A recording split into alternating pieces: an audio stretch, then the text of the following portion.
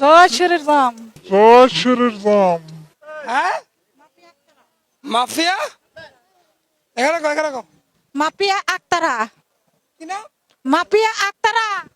জয় শ্রীরাম কখন আনি কোন জয় জমিন্দ। জমিন জয় শ্রীরাম জয় শ্রীরাম। জোরে কও জয় শ্রীরাম।